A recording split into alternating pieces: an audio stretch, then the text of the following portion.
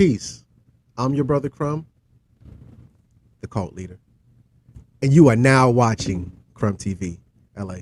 You are now watching Crumbtv. You're watching Crumbtv. This is Prema Asset in Los Angeles, Leimert Park, and you are now watching Crumbtv. You are watching Crumbtv. We're watching Crumbtv. You are now watching Crumbtv. So subscribe. I am the Grand Sheikess, Unity Temple number 80, More Science Temple of America, and you are watching Crumbtv. Yo, this is that kid 179. You're now watching Crumbtv.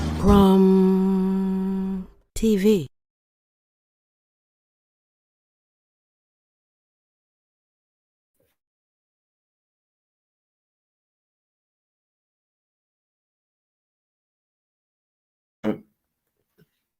Peace to the divine family. It is your humble guest and current resident, Crip Jesus. And me and Crumb got a good one for y'all, man.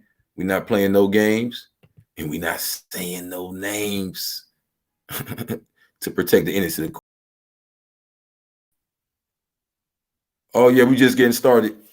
Let's get it. So we got a special one for y'all today. It is called The Lost Tribe of Jesus. Now, just like the master student himself, I'd like to give a shout out to all of those that made it early and made it on time. So we got Tribe Tides. Peace to the guys. Peace. Yes, sir. And of course, y'all know Crumb does the perfect trifecta. But I like to do the first four through the door. Peace and love, the Amber Gaucher. Oh, yes. Peace, Queen. I see you. Oh, hold on. Peace and love from LA, brother. That's my brother right there, Crumb. That's my brother right there. Shout out.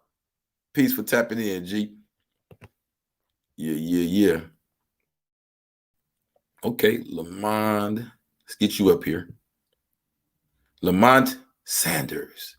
Peace and blessings. Peace and many blessings. We have an event coming up real soon. I'm sorry, brother. Can you go back to Lamont real quick? Oh, let's go back to Lamont.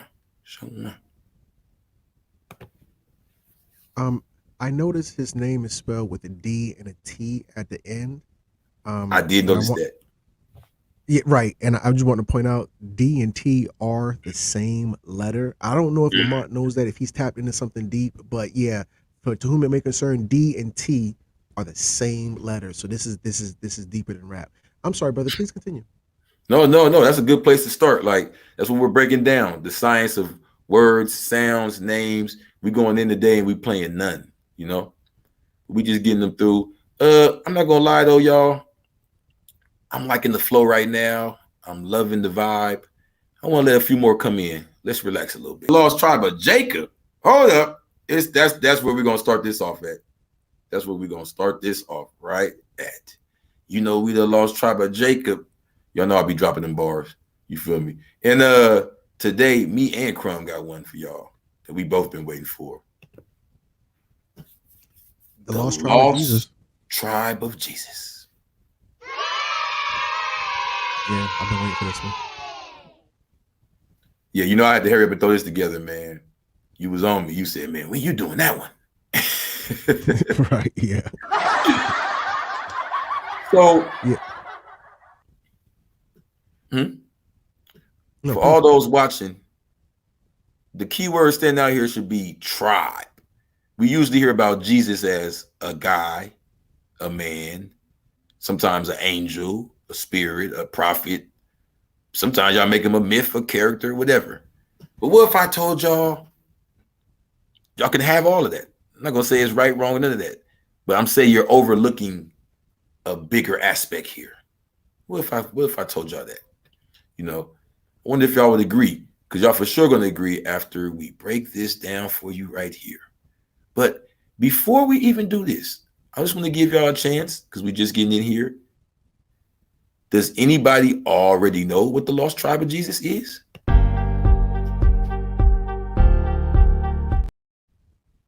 The countdown. No. That ain't what we came for. Right. We came for the Crumbtv Jeopardy. Okay. And we gonna let them know. Do y'all already know who the Lost Tribe of Jesus is?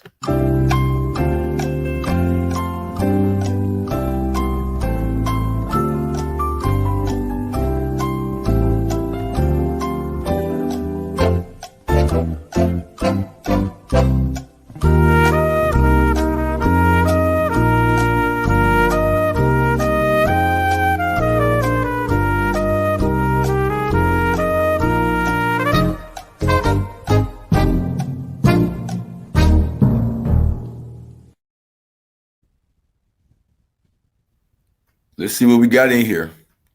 No. Washi. Okay. Okay, they I'm ready gonna for this add to too. that as well. I don't know as well, so I'm off the ranks. I'm I am excited. feeling like the master teacher. Okay, let's get it.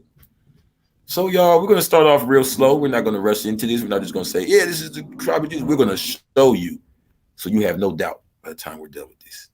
The lost tribe of Jesus. I have the biggest, baddest in the community. The master student himself, Crumbtv, is joining me, and we got one for y'all.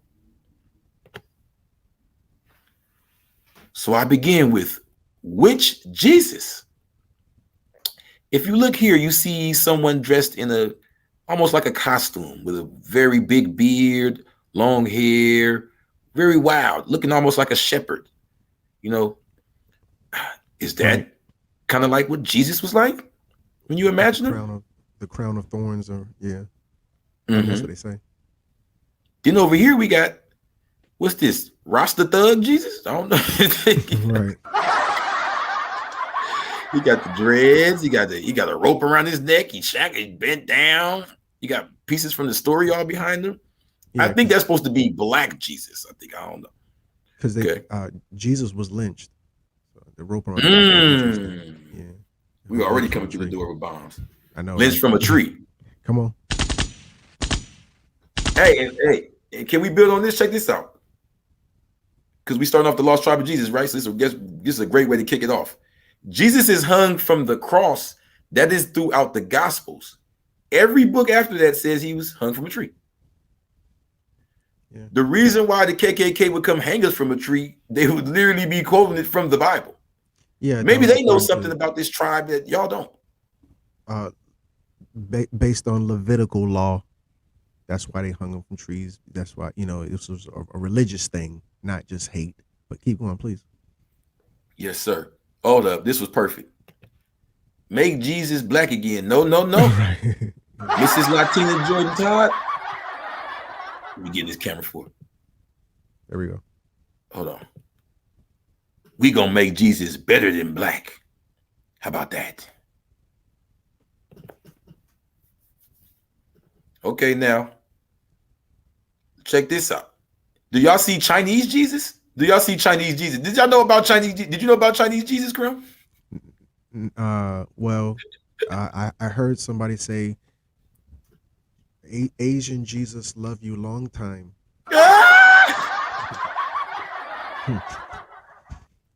Yeah. Hey, look. The problem with this image is it basically mystifies Jesus. It basically takes away the reality. It basically telling you that everything in that story is up in the air. You can take it how you want to. Jesus is Chinese over here. He's black over there. He's white over there. Whatever. This name means nothing. These people, this is just, a story. And if you know the truth, you'll see all of our divine history is turned into these little make it how you want to stories. You know what I mean? But what if I told you this had to do with everything? Wait, Lao Tzu is Chinese Jesus? Oh, that's hilarious. So let's go to the next slide. Oh, yeah. The story of Jesus is about King Herod's massacre of the innocents and his subjects' Egyptian roots. Yes. So, Crumb, I know you versed in this. Out of all that story, we could argue and talk about this meant that, but there's certain facts in there that don't change, right? Like King Herod. Right. Jesus and them leaving, when he's 12 and they go to Egypt and all that. So what I took from that is we need where, who, when, what, and why. Where? Right there. That's Palestine. Today they call it Israel, just got that name in like 40 something. That's the Mediterranean Sea. That's the Middle East. That's where. Why? Why do we have this story of Jesus? Why are they leaving? Why is he trying to kill the king? Well, if you took your time to look at the who and see King Herod was known for murdering all the little boys through the kingdom because this was a known practice not only in the time of Jesus, but in the time of Moses. Remember, they said to kill all the firstborn. That's why he was put up the river. This is an ancient version of Planned Parenthood. Yeah, Planned Parenthood. That's funny. No, for real though. You know what I'm saying? So the reason why I put Massacre of the Innocents, that's actually what it was called. If I'm not mistaken, what was it called when they did it with the Moses time? What was it, like the Murder of the Innocents or something? It was a similar title though. Yeah, something to that effect. Mm-hmm. So you see, I put Egyptian roots. I gotta back that up, y'all. So that's what we're getting in today. We're trying to figure out which tribe. Who was King Herod trying to kill? Was it a fake story? They just used his name? Nah. What we have now is the who, the where, and the why. I can give you the why. King Herod was hired by the Roman government to be the client king for Judea. So what we're looking at is Judea. We're not looking, so y'all should know where the word Jew comes from. We're looking at Judea, the people from Judea. We're not talking about the tribe of Judah, none of that. At the point in time when King Herod was ruling, we had the little small Judea. And King Herod, the same is if I could provide some context to that, it's the same thing that America would do. They'll go into a country and they'll liberate it. And when they liberate it, because they overthrew whoever was in charge at that time, they'll put a new guy in there, and this is called regime change. And America's always at the lead of regime change. So what we saw is when Rome invaded that particular land, they overthrew it, they liberated the country, and then they gave it regime change, and they put this joker in charge, Herod. He was a Roman puppet. Please. No, exactly. And we see that like with King Idris in Libya. That's why Gaddafi had to take him down. You feel what I'm saying? There we go. Destabilization and regime changes. 100. So that's what happened. That's what you're reading about in the Bible. They had a destabilization and a regime change to put King Herod up there. And here's the point I'm trying to make. Octavius Augustus, the one we love so much that started Rome. Y'all know how he got that power? It ain't just about him getting Mark Antony and Cleopatra chip, which I'll focus on. He killed the bloodline after. When they killed Gaddafi, they killed the bloodline after. This is something they do all the time. They do it to us all the time right here in America. When you see our kids constantly in prison, constantly in death, constantly in the hospital, or just sterile to begin with, even the type of culture they send to us to make us not reproduce. It's about killing off the bloodline, the lost tribe of Jesus. But let's keep going though. So we just gave y'all the who, the what, the where, the why. So we got to put another who there. In the story of Jesus, there's another name, Mary. So you have to ask yourself, did anybody ever ask themselves, was there a person named Mary that King Herod was trying to kill their son? Well, I'll have you know something. The same way I said tribe of Jesus, Miriam, which is her name in the East. It's Mary over here for short. Miriam or Miriamni is a popular name amongst this group of people, this tribe I'm talking about. If you go to East Africa, like most of the women that's in this tribe, that's from this tribe, they'll have the name Miriam. In the Middle East as well. It's a very popular name. And even when these same people I'm talking about, when they were in the South of here in US, you see Mary Ann, Mary Lee, Mary Ann, Mary, you see it a lot. The Mary name amongst this group of people. So the reason why it says Surah Al-Imran up there is because in the Quran, it gives up the name Maryam. It doesn't say just Mary. So as we step back from the newer translation, we get more revealed to us. So Miriam, there was a Miriam around King Herod, and it fits the story. Please, Crumb. Miriam called Miriam the Hasmonean was a Hasmonean princess and the second wife of Herod the Great. She was known for her great beauty, as was her brother Aristobulus the Mhm. Third. Herod's fear of his rivals, the Hasmoneans, led him to execute all of the prominent members of the family, including Miriam. Mm. So we've already found the tribe of Jesus. We have a Mary. Remember the story is King Herod trying to kill Mary's son. They leave.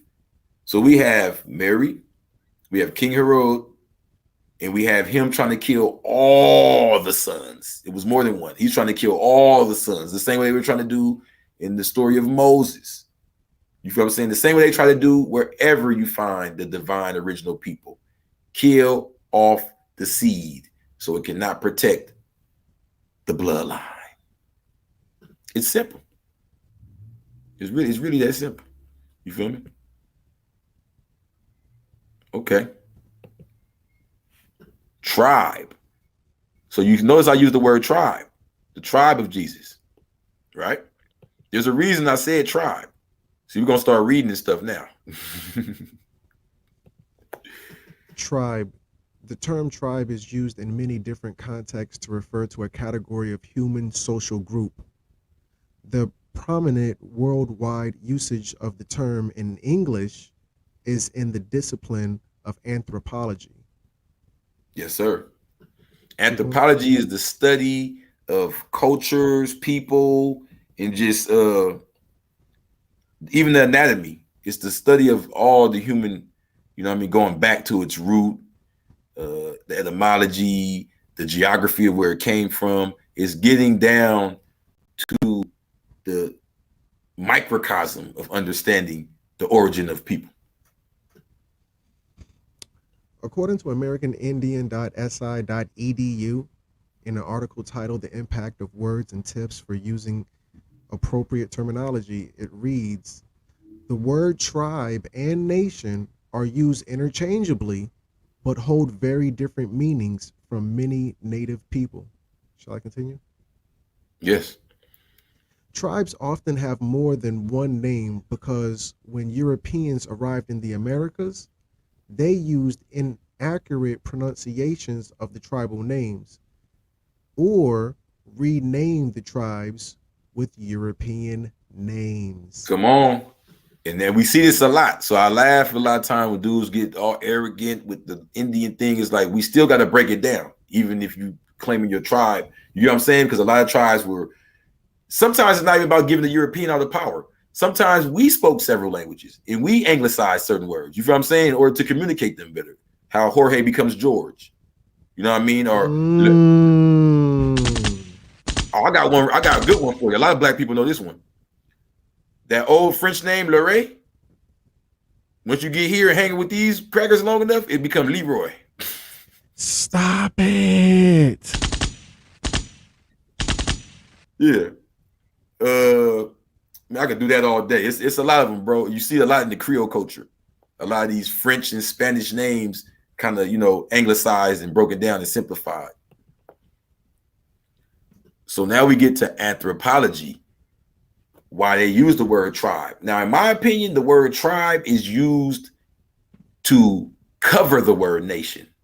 It's used to strip you of your nationality. Every group of people you see called tribe is some people that the European has denied their identity. So their king becomes called a chief. Their nation becomes called a tribe. You see what I'm saying? Yeah. Way of stripping you, Right. Anthropology, field of study.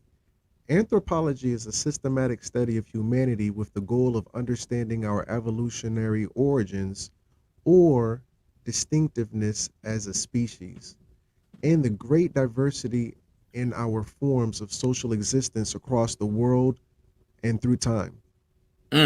So we're about to do some anthropology on the Bible because that's where Jesus exists, right? I mean, who's the tribe of Jesus? I didn't come here to lie to y'all. So we're going to go to the book where we're going to find him at. I ain't say I was going to go up the street to talk to Jesus and them. You know what I'm saying? I'm about to give y'all the real deal. You know, so I know for all my Bible thumpers and all my study years, it says that Jesus is the second Adam. He restarts man, right? Okay. I know in the Bible, any bloodline goes all the way back to Adam.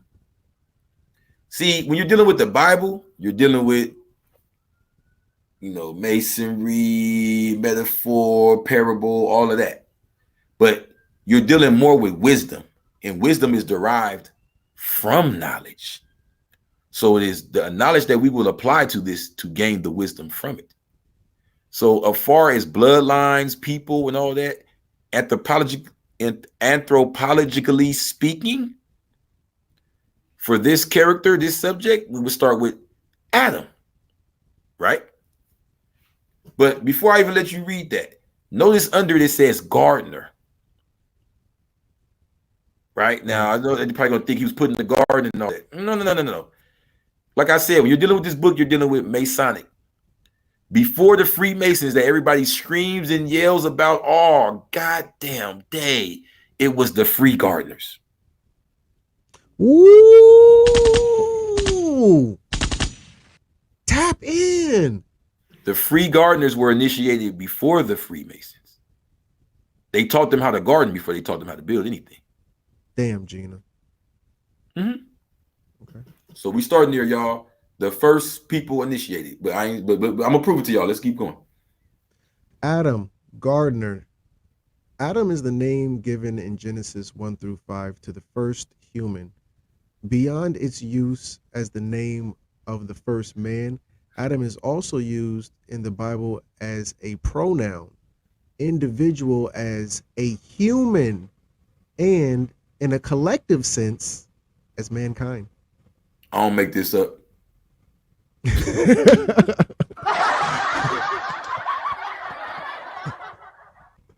Born in the Garden of Eden, children, blah, blah, blah, blah, blah. Check this out.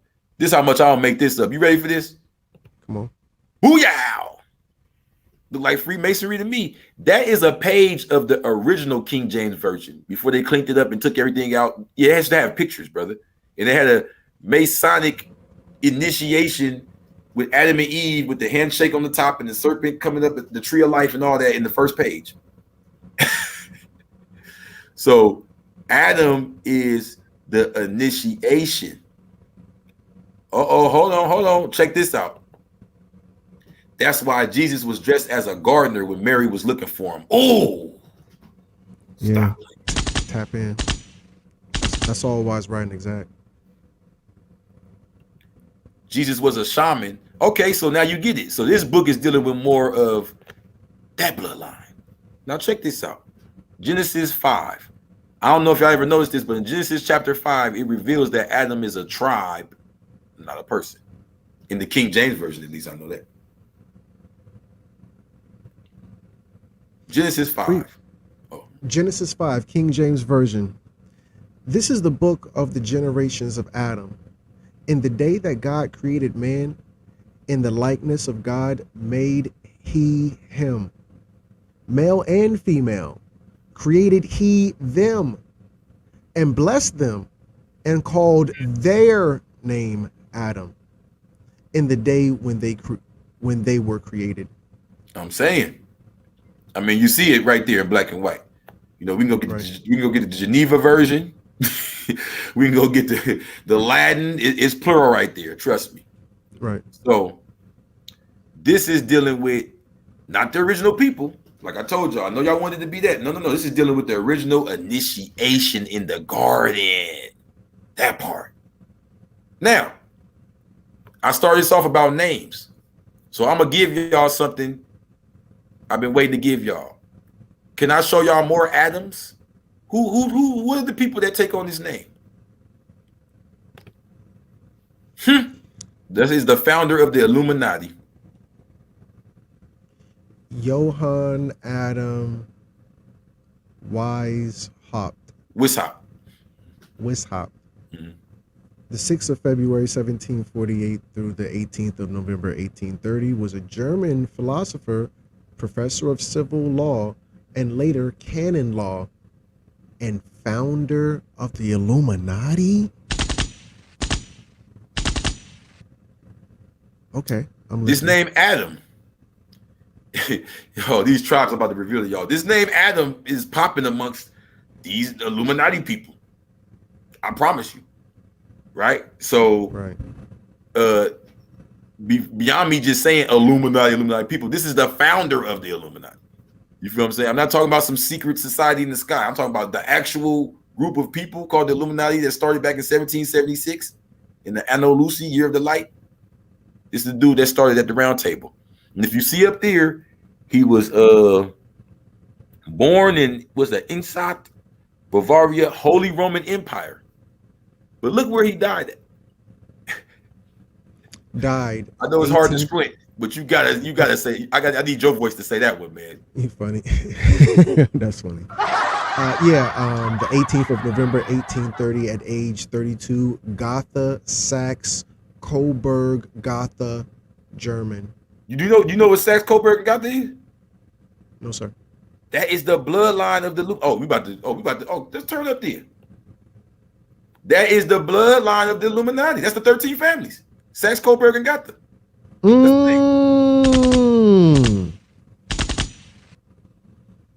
It's a German bloodline of infiltrators.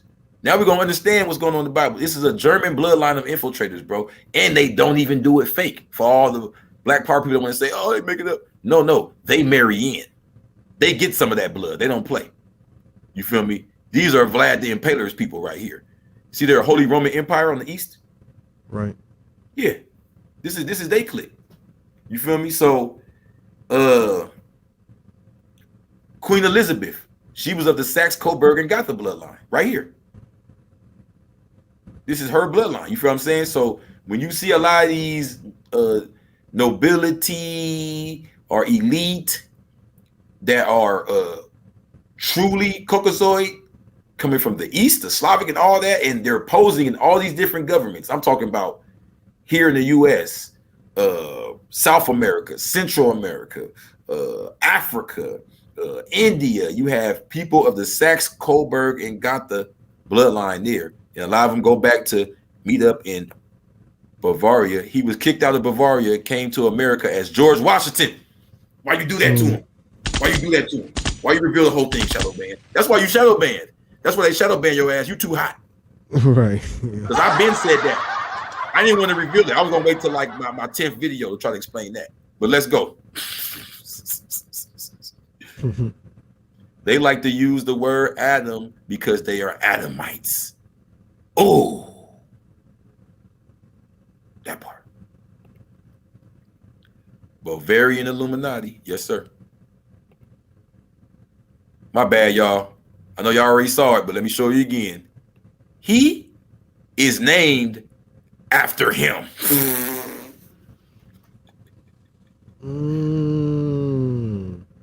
One of the biggest faces in hip hop, which is where I'm leading y'all to show y'all where this lost tribe of Jesus is really at. They're here. They're all around us. They dress a certain way. They talk a certain way. They live a certain way. They represent themselves a certain way.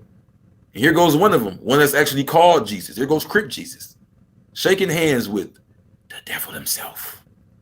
This man is named after not only the founder of the Illuminati, he's named after the whole entire Illuminati. Read that thing.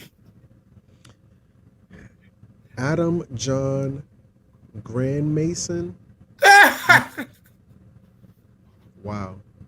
More commonly known as Adam22, is an American podcaster and YouTuber.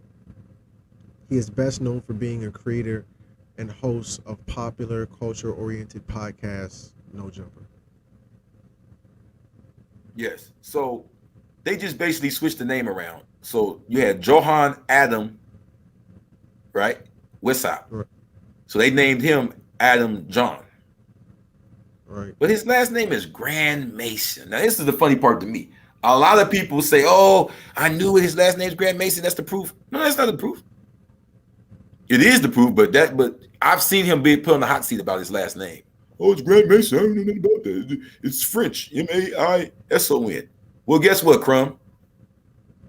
Because you're a friend of mine. And we've talked about this before. We've talked about the Battle of the Pyramids where they shot the nose off the Sphinx. Right. Napoleon. I mean, you chopped it up about that, right? Yeah. You up on that? Yeah. Okay, so check this out. That's his granddaddy, Grand Mason. Stop. Well, who? Yes, he What? was part of that that expedition. He was part of that invasion. The Adam Battle of the 22's Pyramids when family. Napoleon went into Egypt. Right. There was people. Grand Mason, his family is like a war family. They were like war scientists. Like they would tell them what to do and accompany them. Oh, it's deep. You know, Adam is. I don't know if they still keeping their ties, but put it like this: his parents got pardoned by Bill Clinton. I mean, you do the math. Adam 22 family got pardoned by Bill Clinton. His father. His father got pardoned by Bill Clinton. Okay. And we already know what's up with the Clintons. Right. So another name that stood out to me since we're doing tribes and breaking down the names is Vlad. Vlad TV. Well, I know for just common knowledge that Vlad is short for Vladimir. So automatically I think of Vladimir Putin. Right. However, if you go a little deeper, you'll go back because he don't even call himself Vladimir. He calls himself just Vlad to the root of it, right? Similar to Vlad the Impaler. Can you hit him with that? For y'all that don't know who this is. Question: who is considered the real Dracula? Answer: according to nationalgeographic.co.uk article titled "Vlad the Impaler's Thirst for Blood was inspiration for Count Dracula," the article reads, also known as Vlad III, Vlad Dracula, son of the dragon, and most famously, Vlad the Impaler, Vlad Tepes in Romanian, he was a brutal, sadistic leader famous for torturing his foes. By some estimates, he is responsible for the deaths of more than 80,000 people in his lifetime, a large percentage of them by impalement. If y'all know what impale is, that's when they put you on a whole with like a stick or a stake. Just put your whole body in the air. Just put it right through you. Right. Do your bottom half, top half, all of that. It's horrible. You know what I'm saying? And he had a thirst for blood. Don't take that lightly, y'all. This is where the whole drinking blood, the vampire lifestyle, it's based on Vlad the Impaler. It's not based on a story somebody made up or characters. I thought it was ideal. Let's make a vampire. No, that was a real dude. There he go right there. And when they hold that cross up to him, the holy water is supposed to make him melt and all that. It's just because he was so evil. See, they practice Christianity. It's the Holy Roman Empire. They're really that cross they're holding to him really should be a crescent moon and star, because what they were against was Islam. Remember? Right. Because Vlad the Impaler had one of the bloodiest out of all the Turks, all the people they ran into, all the different rulers. This was one of the bloodiest, coldest, sickest, demented ones. And no matter how much Muhammad II tried to reform the people and civilize them and all that over there under his watch in Europe, it wasn't happening. They were with all types of devilishment to the point that they had to chop his head off. So that's who Vlad comes from. So now we're looking for Jesus.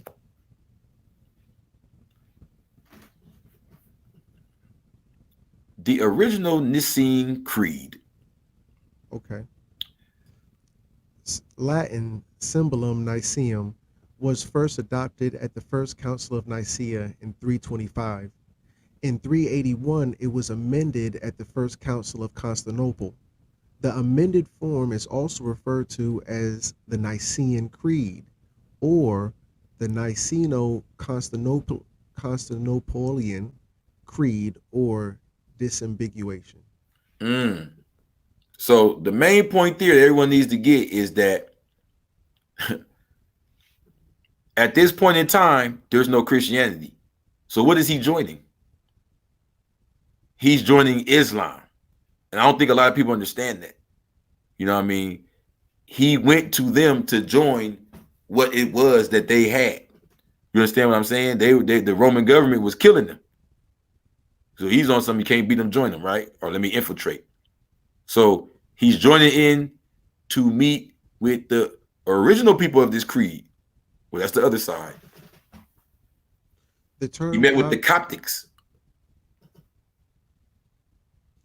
The term Coptic is derived from the Greek Aegyptos, meaning Egyptian, when the Arabs arrived in Egypt in the 7th century. They called the Egyptians Quibit. Thus, the Arabic word quipt come to mean both Egyptians and Christians. Same thing, right? Interchangeable. The first Christians were Egyptians. They were a group of native Egyptians. That's what this whole book is about. The term orthodoxy here refers to the preservation of the original faith by the Copts who, throughout the ages, defended the old creed against the numerous attacks aimed at it. The Coptic Church was established in the name of Jesus Christ by Saint Mark and the evangelist in the city of Alexandria around 43 AD. The church adheres to the Nicene Creed. Saint somebody, the 12th Pope of the something. Okay. Saint Athanasius, the 12th Pope of the, I want to say Church of Alexandria. He's very important. He's the one that actually gave Constantine the permission, gave him the books and let him copy it. That name right there, Athanasius. He's not the homie, not even a little bit.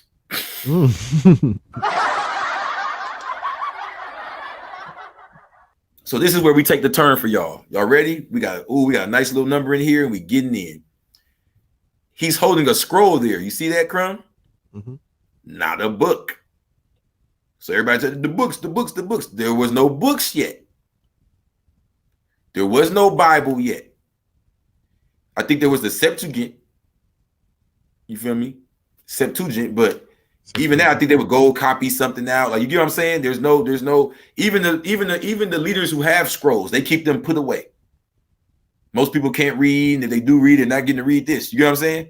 So it's not like everyone's thinking like some readily available information. Everybody want to go to their Bible and argue. Back in this time, most people hadn't seen the Bible. They just heard about what it said and heard all these famous stories. I mean, a lot of y'all haven't seen the Bible today. You want to keep it real. Okay, but right there is the Quran. So the Quran came out before the Bible. The Bible stories and scrolls describing what we call the Bible now were around, but a book put together to pass around to the public to read and teach and learn out of holy stories was the Quran. You feel what I'm saying? The Bible wasn't around yet.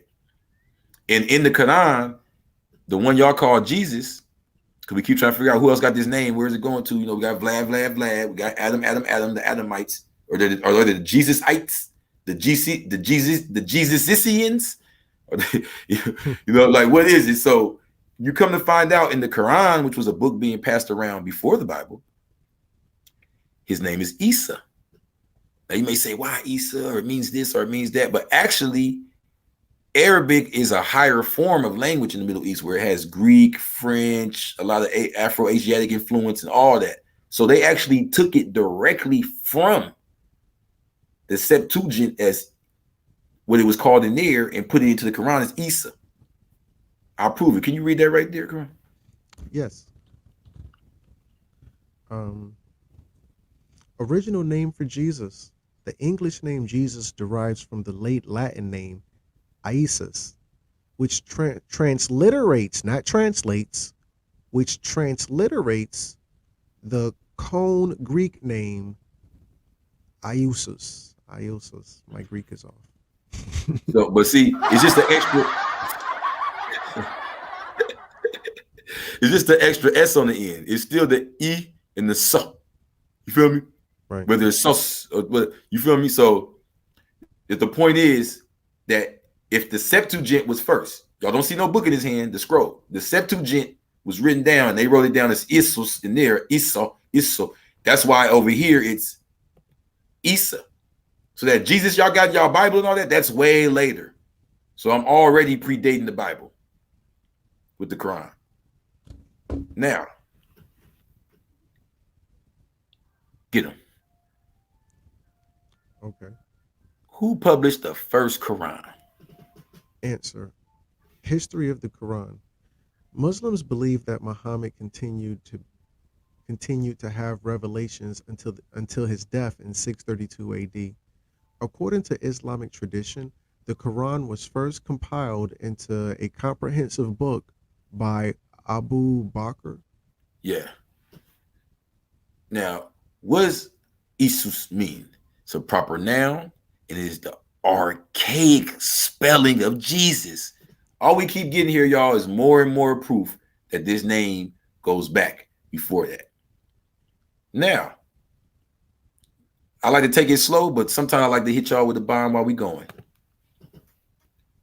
Isa, Sa means son of Isis.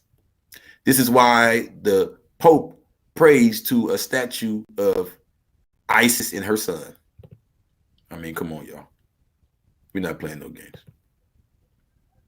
Of ISIS, they know already. So we're going to get real deep there. Bam.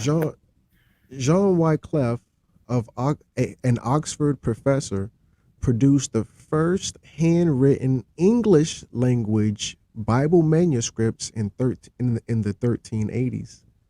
While it is doubtful Wycliffe himself translated the versions that bear his name, he certainly can be considered the driving force behind the project. So for those that don't know, the first Bible with some English and that was available to the public, because it was not available to the public, was 1384 with this man. And they didn't like him for it. He was done after. So it's not like, you know, I'm just making this up. It was out there. It wasn't out there. You feel what I'm saying? It was not out there. And this was hidden information. You understand what I'm saying? So, yeah. The point is, the name Jesus was not around until the 14th.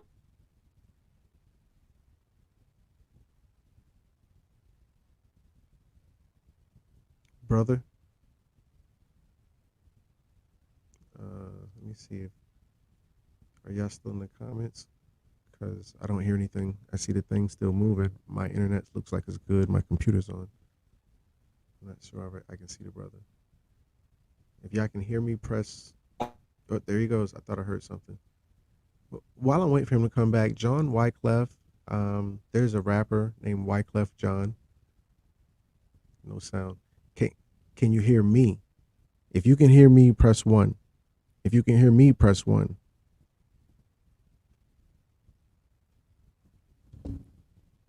If you can hear me, we hear you, Crumb. Okay, coolio. But yeah, Wycliffe. Okay, yeah, y'all pressing 1. I see you, family. Out of the socket TV too. But yeah, so yeah, Wycliffe John is the same as John Wycliffe. Like, I know a lot of times when I say Jim Jones, people think of the rapper. Like, no, I'm talking about the real Jim Jones. John Wycliffe. You mean Wycliffe John? No, John Wycliffe, not the rapper. Right, you know, because people be naming it like Capone and Noriega. Well, you talking about the rap group? No, not the rap. Why do y'all keep going to rap? You know, but yeah, Capone and Noriega. He's officially gone now. Yikes. Islam calls Virgin Mary of the Bible to her by her tribal name, Maryam. Nope, there we go. Here we go. Maryam bin Imran. Here we go. Brother, are you there? Oh, Shama Lama Lama. They tried to get rid of God. She said, well, hold on. He said they're hiding us from history. No, they're trying to, but we're not going to let them. Right. Get them, Crumb. Islam calls Virgin Mary of the Bible by her tribal name, Maryam bin Imran. Maryam bin Imran. So we have the Maryam. I already broke that down for y'all, who the real actual Maryam was. But what's the Ben Imran? Now, Ben is like descendant of, child of, but Imran, who knows Imran? Well, some of y'all gonna go to Google right now and say, Imran, let me look it up, You're gonna see, y'all see I'm not on Google. I'm just gonna speak this to y'all. You're gonna see Ali Imran, the third surah. You're gonna see Al Imran. You're gonna see it translated as Amran. Then they're gonna tell you to go to the Bible and look at Exodus 6:20, and it's gonna say Amram. When you look at Exodus, it's gonna say he's the father of Moses and his sister and all of that. When you look at Imran, it's gonna say he's the father of such and such and such. The point is, let's get out of this whole thought process of who's the guy named Imran, who's the prophet. These are people, places, histories, nations, and cultures. Even when the name is even when the name does apply to a story of one person, you best believe that one person is the face of some major organization or nation or tribe or some big piece of history. You understand? Every time. So we're trying to figure out who's Ben Imran. The Quran, Surah 3, Al Imran. Imran is the native tribe of Egypt called Amarna in Latin. Amarna, the Amarna dynasty, right? Right. So we just revealed it to y'all. The Amarna dynasty. That's it. See, Ben Imran. Imram is the native tribe of Egypt called Amarna in Latin. The Amarna dynasty, the 18th dynasty of Egypt, is where we're starting at here. So his mother is somehow connected to this dynasty or whatever, right? Oh, we're about to get deeper. That's right.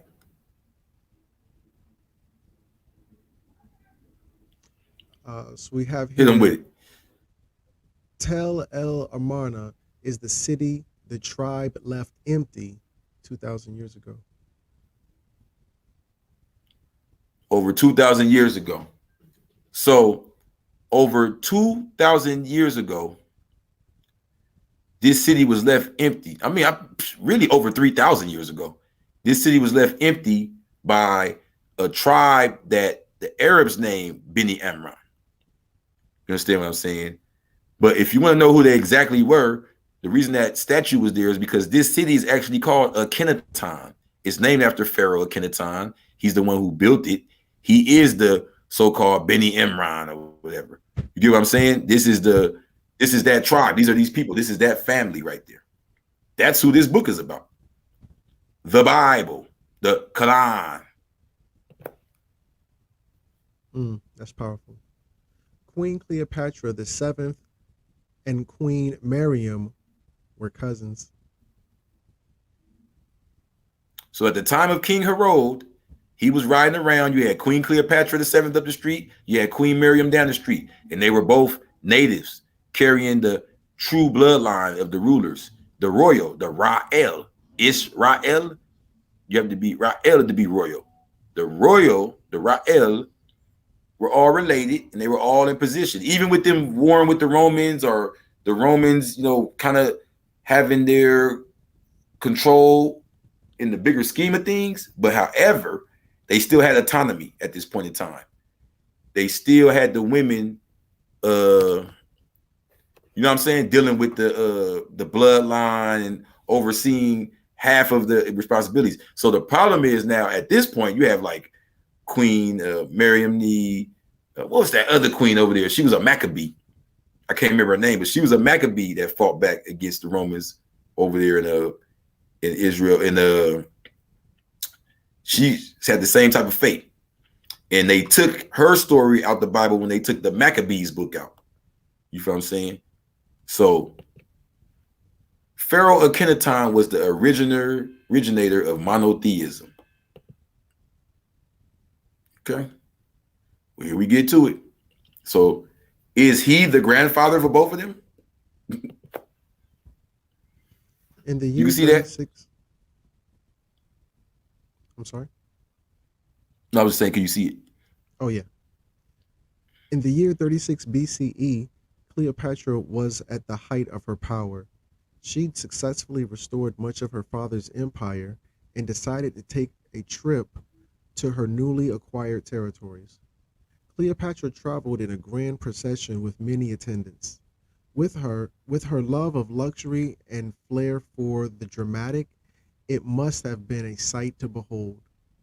She traveled through modern day Syria, south into present day Lebanon, then into the land of Israel to visit King Herod, her erstwhile friend and ally. Herod was now the Roman emperor's client king of Judea and was letting his bloodthirsty nature have free rein. Cleopatra barely escaped with her life. So he was breaking up a little bit, y'all, but for y'all that didn't hear, she traveled down to meet with King Herod. So I'm not making this up. They were all alive at the same time. And she was concerned about her cousin and how he was treating the family down there. And it got so bad that he wanted to show her his bloodthirst. Oh, yeah, you want to talk about them? You can get it too. And she barely left with her life. So this is like the story y'all getting about Jesus. That's just one little fraction. That's the tip of the iceberg of what was going on with this man. He was tripping on all the Egyptian natives. The Coptics called themselves Remit Kemet, the people of Kemet. So now y'all see the similarity here. We're talking about the original Egyptians. We're talking about the native people. Their names have been, I wouldn't say erased. I would say that when they put together the Septuagint, the people who put it together, they're using these titles for a reason. You understand what I'm saying? These are titles. You feel me? These are tribal names and things like that. Oh, I want to show y'all something too. Notice the similarity here. So even the story of Moses, even the drawings and the pictures of Moses are all go back to Beni Imran, city of On, Akhenaton, 18th dynasty, Amarna. Come on now. And Atan for them is the one God. It's the light, the sun of God. You see what I'm saying here? Atan is all of that wrapped in one. This is the tribe from which the man that we're talking about comes from. At least his mother. Ionism. I don't know what happened here. I don't know why I keep flipping. Oh, there you go. Okay. Well, actually, I think you got a little lag on your side, brother. But yeah, Ionism, the Ayan religion, the Amarna religion, or the Amarna heresy, was a religion and the religious changes associated with the ancient Egyptian 18th dynasty of Pharaoh Akhenaten. The religion centered on the cult of the god Aten, depicted as the disk of the sun and originally an aspect of the traditional solar deity Ra. In the 14th century BC, Atonism was Egypt's state religion for about 20 years. Before subsequent rulers returned to the traditional polytheistic religion and the pharaohs associated with Atonism were erased from Egyptian records. If you add an S to Aten, you get Satan. This Satan concept depicts the Egyptian resentment for this deity. Woo. Woo. Yeah. So now we're making some sense. So now y'all understand, let my people go and all that. See, it ain't about it being 100% true. It's about there was a conflict between these people, the natives of the Nile River, and those that had grew there over time. And this led to them being pushed out. So now you see in the story of in the Bible, the family there start off in Egypt and they end up wandering around and end up in all these different places in the diaspora. Right? So what this book is proving is from the 18th dynasty, like you can read that and say, oh yeah, it happened whenever, I don't know, I'm the tribe of that. But you say I'm the Egyptian, I'm the real Muslim, Muhammad was black and Jesus was black and that. You saying all that stuff? But this is that on steroids, man. We got the whole shaboing bang for you. Akhenaten's brother, Thutmoses. Akhenaten is said to be Moses. However, historians and theologians theorize that this was not exactly the case. The close association between Akhenaten and Moses may be through his brother, Thutmoses. When Akhenaten was chased out of the city, this created a family feud in which his brother, who was also his high priest, sided with him and led a band of his supporters out of the city to the promised land in Mount Sinai.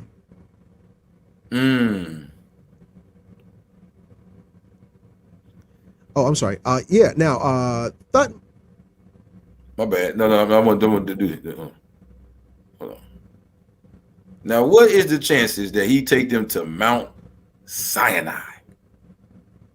Come on now.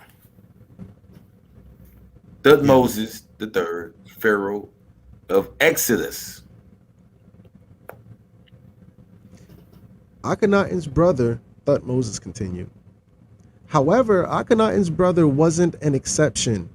In fact, the name Moses was a hallmark of the 18th dynasty's royal bloodline. His brother was the sixth and last Egyptian Moses, as seen below. The first is Moses. The third is Thutmoses. The fourth is Thutmoses. The sixth is Thutmoses. The seventh, the eighth is Thutmoses, which they have the seventh. And then you have Akhenaten after that, and his brother is Thutmoses. But we can't forget the big boy, Moses. Ramses. You know what I'm saying? Moses. Yeah. Moses. Yeah. Factory. Oh, that's the most famous Moses. Come on, somebody. That's the most famous Moses. Hold on. There we go. I'm trying to switch it over. But yeah, see, Moses, especially the second, that's why he had all those big statues. Like, he was the most famous Moses out of all of them. You feel me? Right. So, bam. Akhenaten was known for having a big head, y'all. And this is important. Let me get up here real quick. This is important because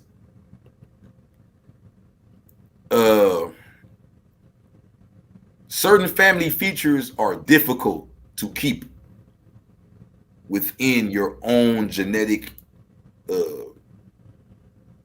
cipher, right? Especially if it's a dominant gene. It's likely to get out. Somebody has sex with somebody and it starts spreading, right? You feel me?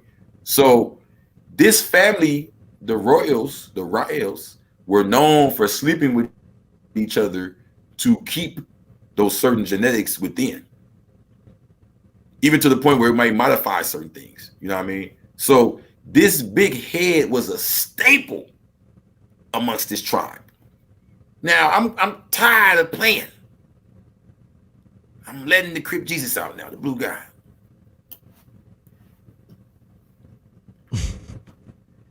If it's the people of the Bible, wouldn't they be the people of Israel? But this is the problem.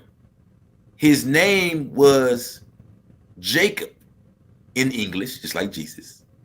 So if you take it all the way back, you get Yakub. Now, what the hell does that got to do with this dude sitting up here with this big head that I'm showing y'all, Akhenaten? Because it was been rumored for many years and taught by Elijah Muhammad himself that Yakub was a big head scientist, a scientist with a big head. And I've always told people, stop looking for this one guy with this big head and look for the tribe with the big heads, right? The Israelites would be Yakubites. That's the point I'm trying to make. The Israelites would be Yakubites. They wouldn't be Israelites. They would be Yakubites. They would be people of Yakub, Yakubites. Right. Okay. So, booyah. I mean, does it look like the tribe to you? Wow. That's Nefertiti. That's Nefertiti right there. Nefertiti, like Akhenaten, Nefertiti also has a bulbous shaped head. At first, this seems to be by chance, since they do not have the same parents. but upon further review, it seems like they were related since they both shared similar physical features. None of their parents cannot be identified, and regardless of all this, they both appeared at the exact same time as part of the royal bloodline. Yes, yes. So when he's talking about the big head scientists, I mean, big head scientists. These are a bunch of big head scientists, straight up. You know what I'm saying? Brother, can I actually okay, yeah, I'll read the cone heads and then I was gonna say something. Cone heads. If this is in any way true, then the movie Coneheads bears an uncanny resemblance to this narrative. This is, and I quote, the Conehead movie plot. Conehead extraterrestrial couple Baldar and Pry Ma'at. Now let me just stop right there. Do you mind, brother? Oh, go ahead. Let me just ask the listening audience. If you did not know that the female alien from the movie Conehead's name was Ma'at, can you please press 777? If you did not know, in the movie Coneheads, his wife, inside of her name, you can see, go back and watch the movie, family. In the movie, her name was Ma'at. Somebody, y'all better tap all the way. I'm typing in 777 because prior to doing the research, I didn't know about this whole Conehead Crip Jesus is referring to. This thing, you can't make this ish up. I digress. Cone-headed extraterrestrial couple Beldar and Pry Ma'at find themselves in New Jersey after a recon mission from their home planet goes awry. Stranded, they are forced to live as typical suburban humans. While on Earth, Ma'at gives birth, and they try to raise a family until their worst fears come to reality. Now check this out, what he said. I want to show y'all something. I love this brother Shadow Band. He be coming with the heat. He said the Coneheads literally said they were from France. Right? Now what's in France? Paris. The house of ISIS, right? Ooh, Paris. Paris The is house of ISIS. Y'all better tap in. Yeah. No, that's why I said he bringing the heat, because he knows what's going on. France is where it was originally Gaul. So France is where the giants, the big head giants, was hanging at. Gaul. That's where Julius Caesar had to go to murder. They said it was giants over there. So a lot of the big head scientists were hanging out in Gaul, West Europe, which is now known as France, and eventually they got overran by Napoleon and all of them. That goes back to the other slides we just showed, how we got rid of the name and lost the name and all that. Right? We were showing the Adamites, Adam 22, Adam Wishap, and Adam in the Bible. Then we showed Vlad and them, and then we showed them what was I gonna say? Stripping off the heritage of this right here. Because you see, remember when they shot the nose off the Sphinx, Grand Mason and them went to Egypt trying to act like they were Muslim and had their own Quran and all that. So them saying they're from France is big, but this is what I wanted to point out. They take themselves to New Jersey. New Jersey is short for New Jerusalem. This is no mistake they chose to go there. Even Newark is the New Ark. So that's why Prophet Noble Drew Ali started the temple in Newark, New Jersey, 1913. Brother, let's take a quick moment. The minister just came in the building, and I wanted to get him to have a few words. Peace and love, good brother. How are you? Just hit that good unmute button. Hold on. There we go. Peace and light, everybody. How y'all doing? How y'all feeling? What's going on, man? All is well. All is truly well. Peace. Catching up. I was backstage listening. Sounds good. I had no idea her name was Matt. I was trying to put in 777. Like, God damn, name.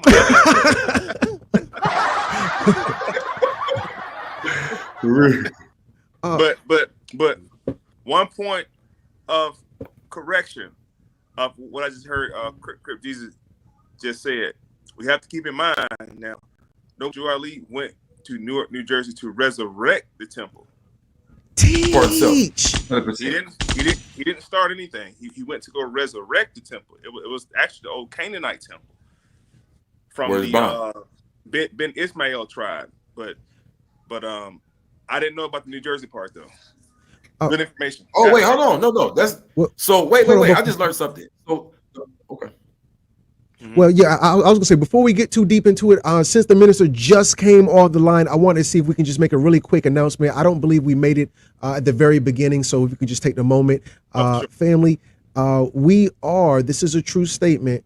We are going to have a huge. Well, actually, it's not even going to be huge. It's only going to be either 11 or 16 people. There's only 11 or 16 tickets, depending on if you do the couples thing. If you get your couples tickets, then it's cheaper. But if you come alone, then if everybody decides to come alone, 11 tickets. But if you bring somebody, you get a little discount, so 16 max. But anyway, yeah, Juneteenth retreat, June 16th through the 18th, starring the Minister of Information. Tickets can be purchased at crumbtv.info/events. That's right, family, crumbtv.info/events. Also for vendors and sponsors, information, hit up the email crumbtvads@gmail.com.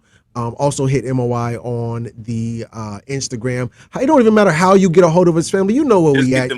Just tap in. And listen, let me cut your wisdom, but y'all know anytime Crumb throw anything in Atlanta or anywhere, even in New Jersey, no pun intended, in New Jersey, right, the shit gonna sell out and it sells out quick. So it's about 11 tickets. That's nothing. Hop on these quick ASAP, y'all. And we in Florida. And the crib is dope. The crib. For those of you go on the site to buy tickets, we're sending you the link to the crib. The crib is fly. Yeah, you can see it. You can see it. Oh, also, I forgot what I was going to say, but yeah, fly is. Oh, this is at the height of tourist season. Oh yeah, no, I remember what I was going to say. We already have one ticket sold. There's only 10 tickets. There's only 10 tickets. But yeah, 10 tickets, and this is at the height of tourist season. So if you think you're going to go to Florida and do anything outside of this at the height of peak tourist season, you're paying top dollar. So we actually giving away a lot. I'm just gonna say it like it is. But the minister agreed, and I was humbled and honored. So tap all the way in. Thank you, minister. I just want to put that out there. I appreciate all the brothers and sisters. Let's continue, please. Yes, sir. Go ahead, Crips, on you. Oh yeah. So the Coneheads and Akhenaton and Nefertiti both parallel with that of Yaqub's royal family.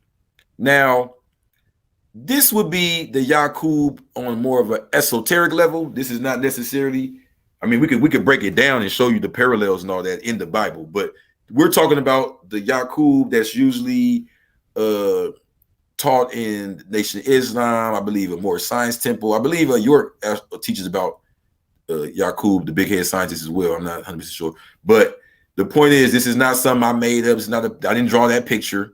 You know what I'm saying, y'all? This is a science that goes back many years before I got my hands on it, and I just find it quite interesting that it parallels with this movie, The Coneheads, and the cities they're naming, and the old Canaanite temple being resurrected right there, and going back to this same dynasty in Egypt with these people who literally had big heads and were literally big head scientists, you know what I mean, and had a royal family.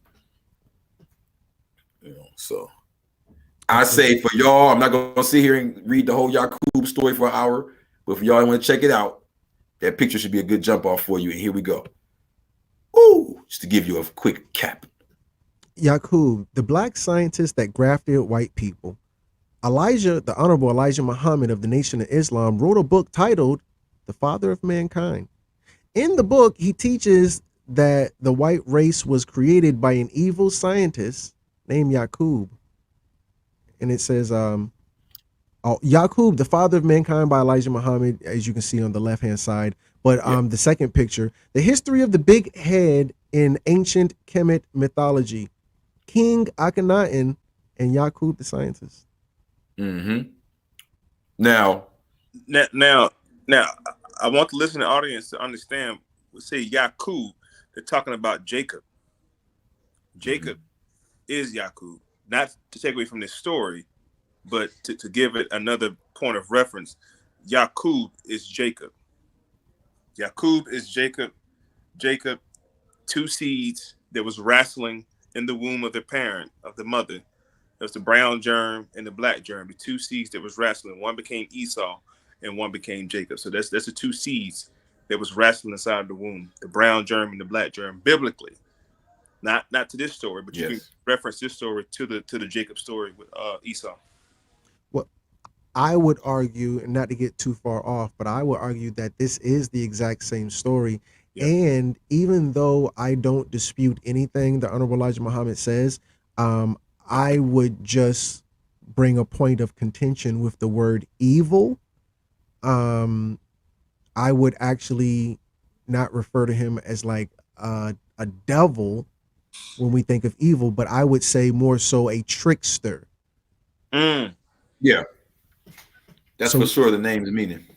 So when you have a bad guy, that bad guy is usually a trickster.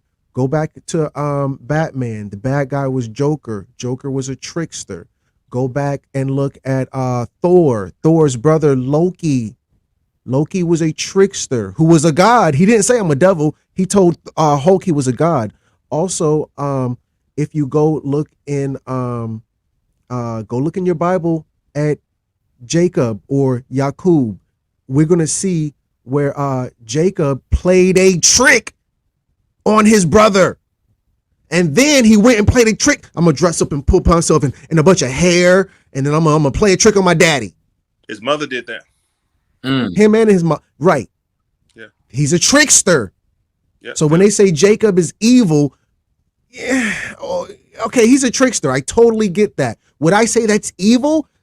Even with the story of Horus and Set, Set was playing tricks.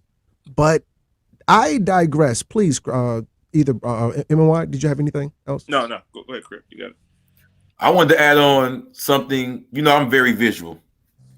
Like, so this picture right here on the front, right? This is what we call plus degrees in my nation, right? It's like outside of the 120. So right here, this is one of the plus degrees where he teaches that, and this is in the Quran. I wish I had the surah to cite it right now, but it talks about man being turned to ape.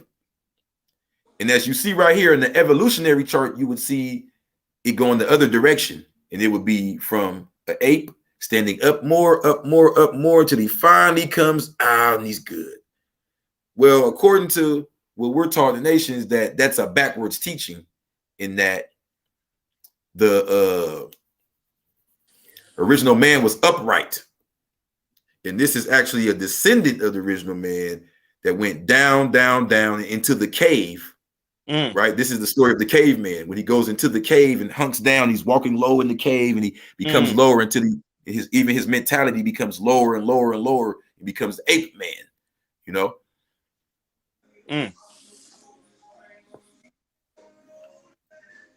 So King Tut had that big old head too. Before we get too far, I wanted to go and because I know we just referenced the Coneheads. I want to reference another movie real quick. Do you mind?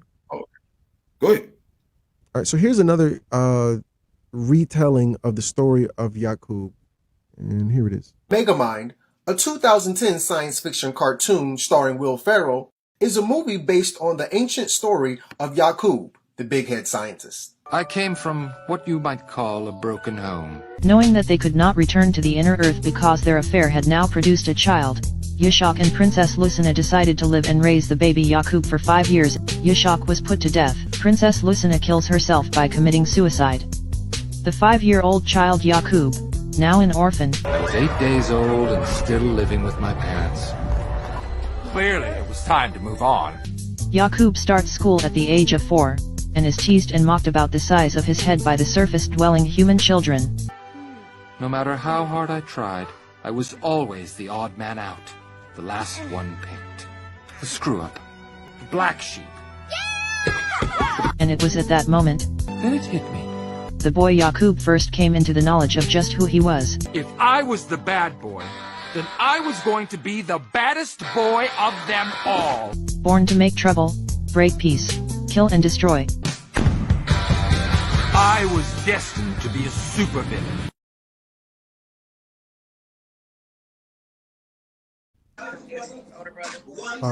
Whoa. Like super wow. Like, homie. It's like the more the years go by, the more they put more of the story out there. You know what I'm saying? Have you ever heard anybody draw that parallel? Between what and what? That movie? I didn't even know about that movie.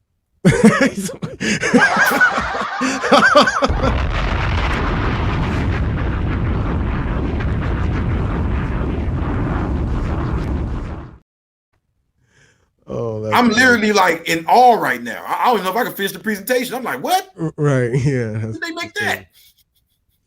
Well, shall we continue? Please. King Tut. Tut Ankh Amun was made a martyr, so much so that he introduced belief in resurrection and life after death. This was confirmed by a painting on the wall of his burial chamber showing him rising from the dead, as you can see below. It is also important to mention that Tut had an elongated skull like the rest of his immediate family. Look at his skull to the right. To the right, yeah, the skull and cervical spine radiographs of Tut Ankh Amun. So I was hanging with my lady, and this was a while back. This was a different lady, but she wasn't like she wasn't into all the reading and all that. You know what I mean? And she was very visual. So we're watching one of your videos, and it's the matter of fact, I'm gonna go back. It's this one. It's this picture.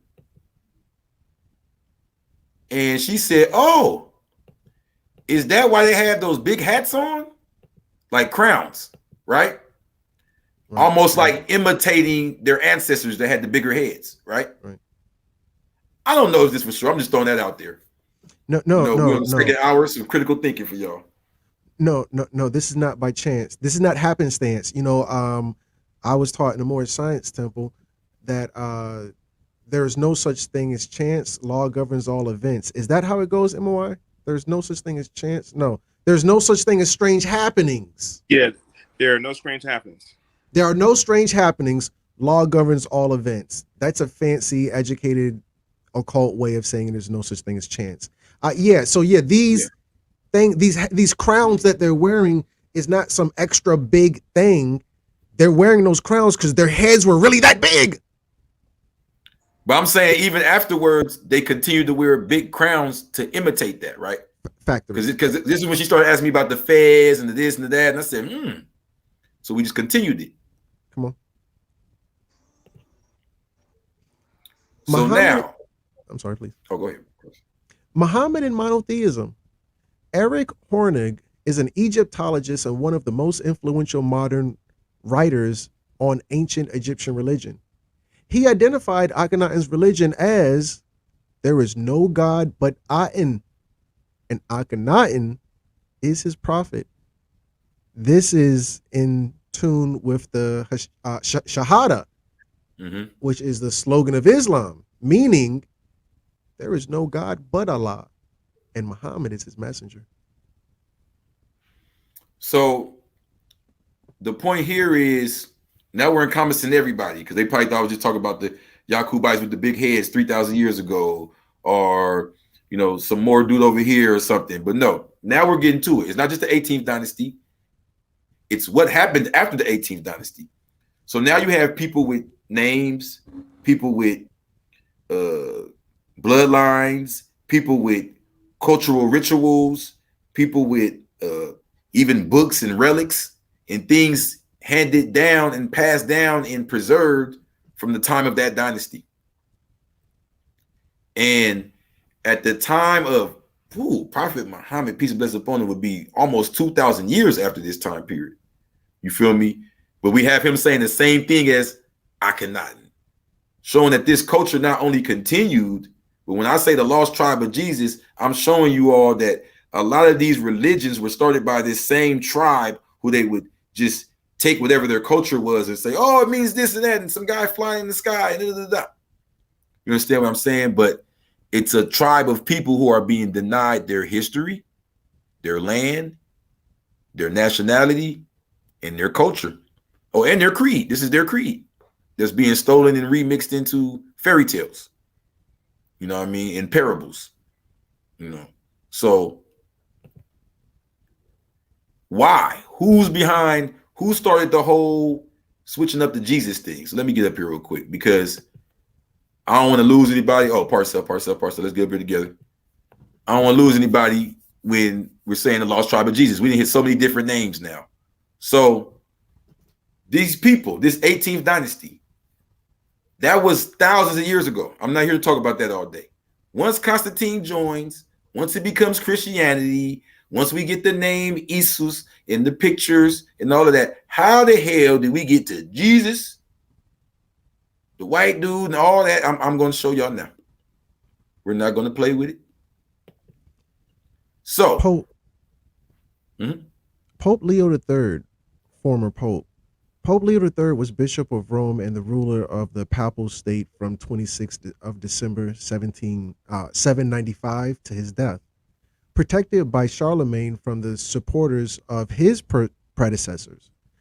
Adrian I, Leo subsequently strengthened Charlemagne's position by crowning him emperor. Charlemagne, former Holy Roman Emperor. So if I'm not mistaken, prior to this, the Pope was the head, right? So, I mean, even though you had a king and the Pope, but I'm saying at this point, Pope Leo crowned Charlemagne. He's way over in Gaul, or what they ended up naming France. He's down by Rome. So this is the beginning of what's known as the Holy Roman Empire. The reason why we're way at 800 AD is because when y'all think about Constantine and all that, that is called Orthodox Christianity, y'all. They speak Greek. They damn near look like the Egyptians the way they dress. They're nothing like these people who y'all keep talking, oh, the devil, the Christians. That's because they're like the third group with this information. They're basically playing telephone. You feel me? Like they're the remix of the remix.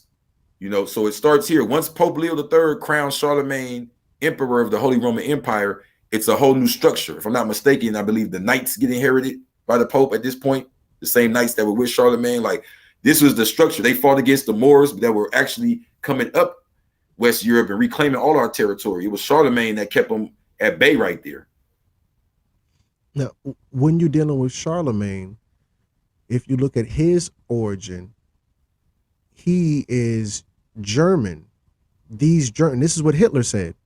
These Germans went into Gaul and then they called themselves Franks. And MOI can correct me because I'm not fluent as he is. So these Gauls, this Germanic tribe rebranded themselves as Franks. That's why when Hitler went on his thing saying, hey, this is our people, the French were the first to go. And the French weren't fighting. They were like, yeah, we're Germans. We're under Charlemagne. Charlemagne was of a Germanic tribe, and he created the whole Frank situation. What you're saying is 110% correct. Yes. And one thing we have to realize is once Muhammad II took the head off of the Pope or the Roman Emperor, that's when the dramatic influence came to seat as the Roman Empire. It was called the Papists. They became the Papists, and they basically ruled from the seat of the Papists. And you had the split in the church. You had the Eastern Orthodox Church, and you had the Greek Orthodox Church. There was a divide in the church to where the French and Upper Europe divided themselves. So Catholicism had three different divisions, actually. Today they have two different divisions. You have the Eastern Orthodox Church, and you have the Greek Orthodox Church. The Greek Orthodox are the ones, like the brother just said a minute ago, they look like the Egyptians, but which Egyptians? They look like the Coptic Egyptians. We're talking about the 700s from Charlemagne. You got to go back to 325 and 459 AD. We're talking about at the installation of Constantine at the Council of Ferrara, when he got baptized and became a Christian. That was the establishment of the church, what we call the Roman Catholic Church. Started with Constantine, not with Charlemagne, right? So Constantine gave up his donation, which was his ecclesiastical authority. He gave it over to a Coptic priest named Sylvester I. Sylvester I then became the Holy Emperor of the Coptic Church, but it was all a plight to get into the Coptic community and steal the information, like Crip just said. Like, by the time you get to Charlemagne, this is the third or fourth generation with that holy seal, that holy seat, that holy information. And it's just Coptic. You see the word Coptic or Melkite Coptic Egyptians. The Melkite Coptic Egyptians were the first bishops of the church, called the Hagia Sophia, and the Hagia 371. And the Hagia Sophia was the first church that the Europeans got indoctrinated into that information. So this shit go back. Jesus wasn't even, the idea of who Jesus was talked about at the Council of Trent, and then at the Council of Ephesus and the Council of Chalcedon in 459, and they had to decide who he was, his character. So there was the first split was called a schism, and it's called the Dantonist controversy, where they said Jesus can't be both man and God. So you had two groups. You had the monophysites, right, and you had what's called monotheletism. In monotheletism, they only believed in the one nature. Okay, monotheism, not monotheism, sorry, diaphysitic.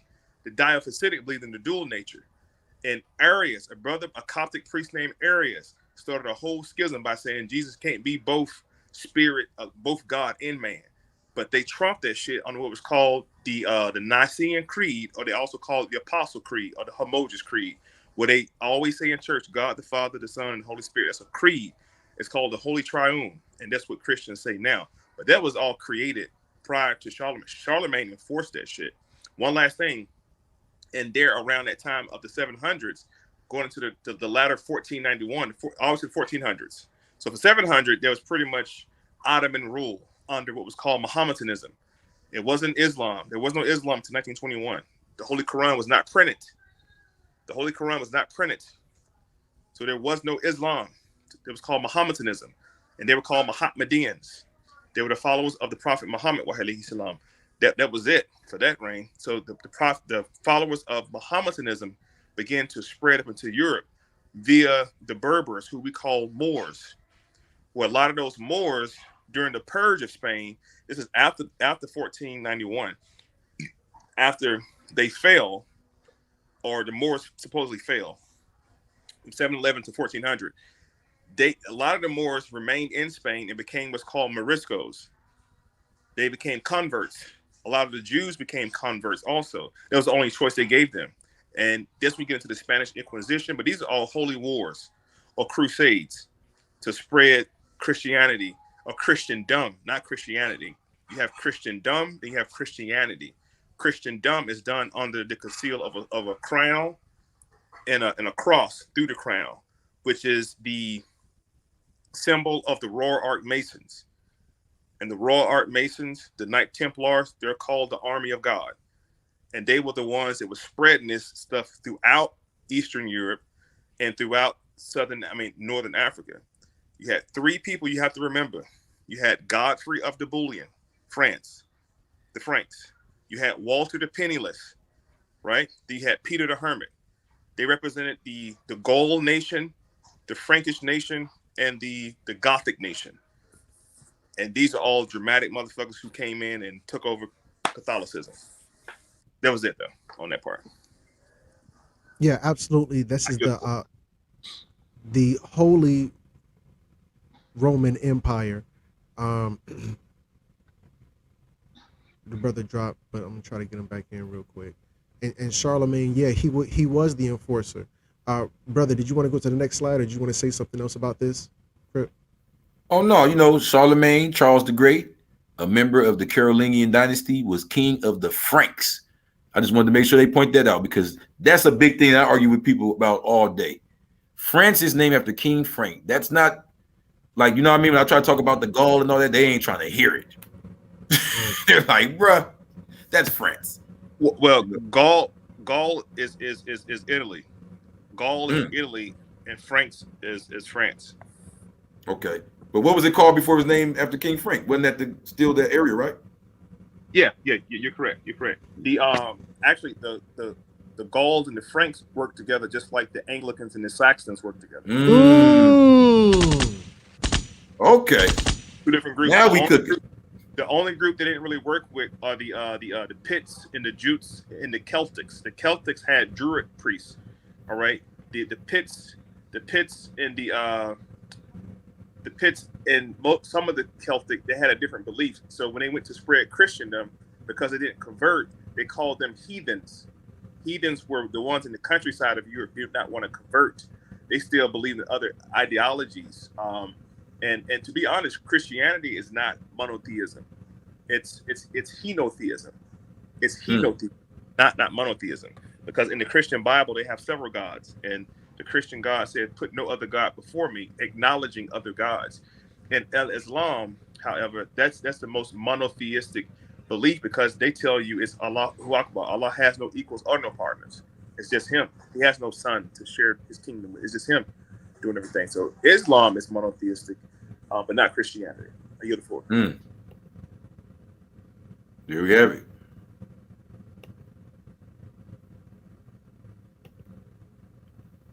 So I'm about to bring it in. So this is where we begin with the whole concept. This is why I put it last, so y'all don't get mixed up with the whole racial thing. This is where we begin with the concept of what a lot of controversies like to call white Jesus. They just leave it at that. They say the white man, them damn. The way that they talk about it, you would think they talk about a redneck around the corner or something, and there would be no science brought from this concept of white Jesus. But we're gonna give it to y'all now. We're gonna give y'all a who, a what, a where, and a when. Caesar Borgia. Caesar Borgia was an Italian ex-cardinal and condottiero of Aragonese origin, whose fight for power was a major inspiration for The Prince by Niccolo Machiavelli. He was an illegitimate son of Pope Alexander VI and member of the Spanish Aragon's House of Borgia. People also ask, question, what is Caesar Borgia famous for? Answer, according to study.com in an article titled Caesar Borgia, His Life, Legacy, and Portrait, study.com. Caesar Borgia was an Italian noble who served as cardinal in the Catholic Church. After his retirement, a soldier for hire, he lived from a couple different years. He is most famous for being a member of a powerful Borgia family and an inspiration for Niccolo Machiavelli's political treatise, Trestus, the Prince. And I put him up here because this is just from my studies. I've seen many different faces, but from my understanding, the original person that let me ask him why, because I'm a little rusty on this. Was it Michelangelo that's supposed to have painted him? Michelangelo painted the Sistine Chapel, right? Yeah.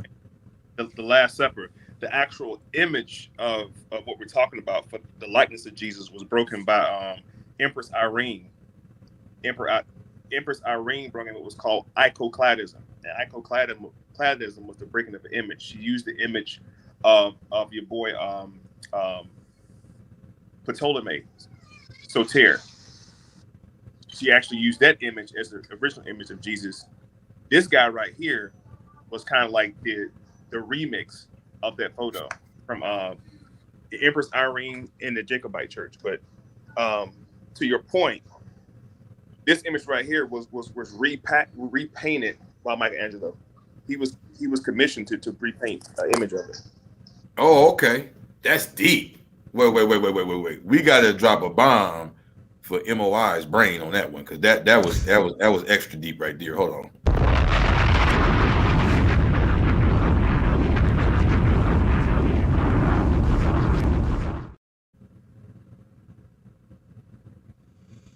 This is the actual book about him, not the book called the Bible. This is the book about Caesar. Well, how you pronounce it? Borgia? Yeah, I'm sure I'm wrong. So the Prince, Niccolo Machiavelli, second edition by Harvey somebody. Yeah, there it is. Hold on, let me get on the screen real quick. Let me give this one. Hold on.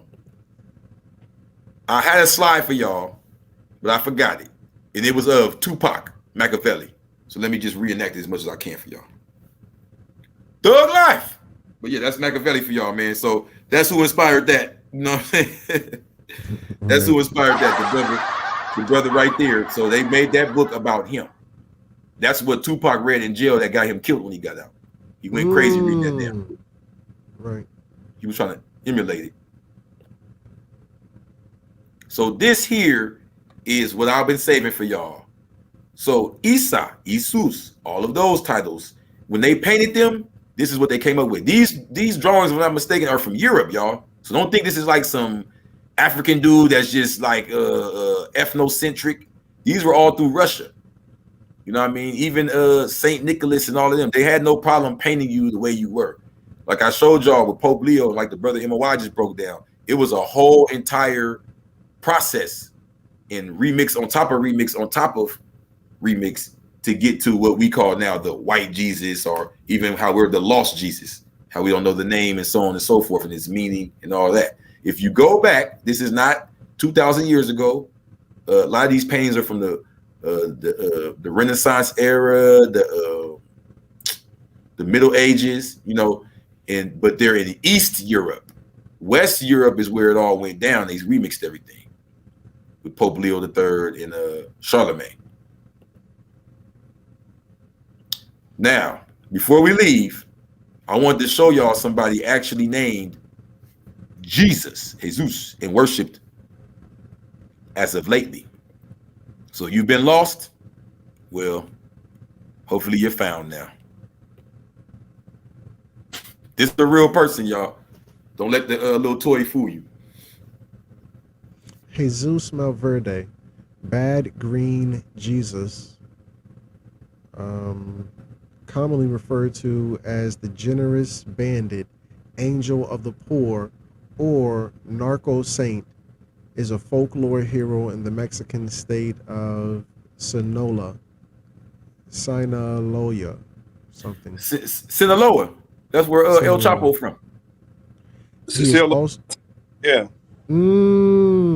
This is the narco saint. And I didn't do this to be gangster or be hard. I live in California. A lot of Mexicans worship this dude secretly. They don't talk about it.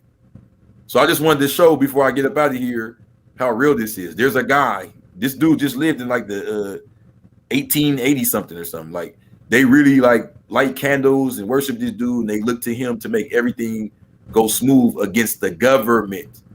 In their mind, the government, the Anglo big FBI, CIA over here is against them as well, and they look to him for luck. Right. You know, so angel of the poor, narco saint, considered a hero in the Mexican state of Sinaloa, is also known as Al-Qadir, Al-Qadiri within Sufism. So this is what threw me. This is why I had to include him. He's worshipped in Sufism too. So this is the latest Jesus I didn't see. So and before we proceed, I want to go back real quick to show people something real quick.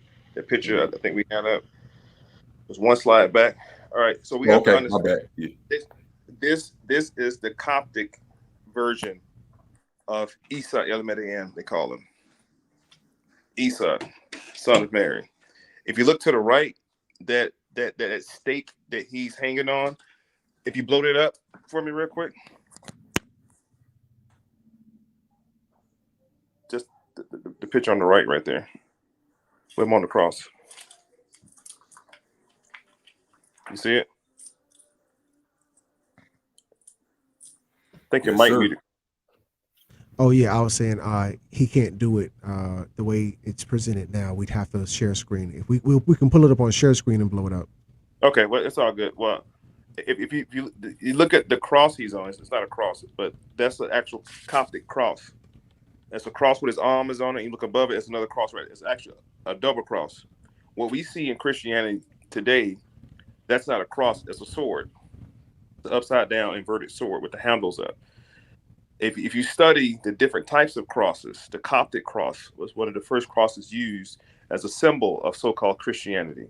This picture of what was later known as the Black Madonna and Child is also began in the Coptic community. I keep saying this word Coptic because you got to understand the idea of Christianity emerged out of ancient Kemet with the Coptic priests. The Coptic priests played a vital role in the development of what later became Christianity, even through the Levitical priesthood, right? The Levites were also Coptic priests. If you look up the Levites, who were all, or the Levitical priests, they were also known as Horites, later known as Habarus, what you call Hebrews today. That's why the Levitical priesthood, they had a portion of the Metaneter. And that's why the Hebrew priests, now called Kohanes, right? And back then they were called Levitical priests. That's why they give so much reverence to Moses, Isaac, and Abraham and Jacob, because Moses gave them what? The rendition of the laws of Mayat. So anytime we look at Christianity, we have to keep in mind that Europeans were not smart enough to devise such an intricate system of beliefs. This picture you're looking at is a Coptic picture from the Coptic community. If you get a chance, y'all look up Melkite Coptic Egyptians, Melkit Coptic Egyptians, and study the Melkite Coptic Egyptians. Then you study how the Melkite Coptic Egyptians were the first priests in what was called the Hagia Sophia, the Church of Holy Wisdom, which was the first university for Europeans to come and learn. And those bishops that called those council meetings to formulate the idea of Christianity and Jesus, they all came out of the Hagia Sophia. And the Hagia Sophia was not finished constructed for the third time until 371. We're talking about Justinian I and his wife Theodora. Justinian is the one who gave you the Justinian calendar after the Gregorian calendar. I'm sorry, yeah, Justinian calendar first and Gregorian calendar. Once Christianity left Northern Africa today that we call Turkey, we had the council meetings, it left that area and it moved up into Europe. So they went by the Gregorian calendar. And every year, December 27th, they would celebrate at the Hagia Sophia by bringing gifts and adorning wisdom and knowledge for the Hagia Sophia. Once it moved from Ispolin, Turkey, up into what we call today Europe, they lost 2 days because they went from the Justinian calendar to the Gregorian calendar, and they lost 2 days. And now every December 25th, they celebrated the Church of Holy Wisdom, was called the Hagia Sophia. The Hagia Sophia was later overran, by Muslims, or what was called Mohammedans, or believers of Muhammad, and it became a temple. But that's your source to go back to the Coptic community, and that'll take you through everything we just talked about tonight, dealing with that darker rendition of supposedly Esau. That darker rendition, because that picture of Esau, the reason it's coming out of the Coptic community, because that's how he looked. He was part of what's called the Beta Israel tribe. It was called the Fuzzy Wuzzies. Hair like lamb's wool, feet like burnished brass, those people. And that was the lost tribe that he's referring to. One tribe went north with Adonijah. One tribe went south with Solomon. A lady came out of Sheba or Ethiopia to talk to Solomon. She went back to Ethiopia or the land of Sheba with the seed of Solomon. And the tribe of Judah, the lion, Selassie, all that shit, it's the same story, because it's all coming from that Coptic bloodline, that priest line. And one more thing, that's why the Bible makes a distinction between, by telling you that Jesus is not part of the Levitical priesthood. He's not part of that priesthood. He's a part of another priesthood, a more ancient priesthood, the priesthood of Melchizedek. See what I'm saying? Is it making sense? So when we look at that picture we just shown, we have to understand that is a Coptic rendition of the Jesus of that time, or Esau of that time, coming out of the Coptic community. The Europeans had no imagery of nobody. We just talked about Charlemagne in 774. Europeans didn't have a picture of books until 1461, 700 years later. These images were already in the Coptic community prior to then. If you look up Empress Irene, iconoclasm, Empress Irene was the first one to break the imagery of anything. There was no pictures. There was no Instagram or Facebook of anybody back then. She was the first one to pull out Instagram and start taking pictures of shit and start putting it up. So people began to worship the image. The image became important at that point. There you go. Ending iconoclasm. Irene's most notable act was the restoration of the veneration of icons, images of Christ or the saints. Having chosen Tarasios, one of her partisans and her former secretary, as Patriarch of Constantinople in 784, she summoned 2 church councils. Now, that's what I'm telling y'all. When we had these conversations, and everything was done beautiful tonight. Let me just put out my notification. This ain't to take no wind out of nobody's sail, but y'all know that we have to teach right knowledge, and this is why it's important. I'm talking to the audience right now. That's why it's important for you guys to understand history and know time and space. I'm gonna keep saying that until I leave the planet. Y'all have to know time and space. Anytime somebody bring up a point in history, whether it's Charlemagne, whether it's Vlad the Impaler, or his father, or the Order of the Red Dragon, anytime somebody bring those points up in history, you have to be able to reference what's called world history. What was going on in the world at the time of the Moors that was in Saint-Saint-Denis, or when the Moors were in Granada. You know, we're only talking about one part of the world. The world was moving everywhere. Like today, I'm in Atlanta. The rest of the world, China doing business right now. History is happening everywhere. If you understand human history and understand the dates and time and space, nobody can lie to y'all about nothing. No, listen, y'all, I promise y'all, if y'all learn time and space, if you learn the language, boy, it'll change your life.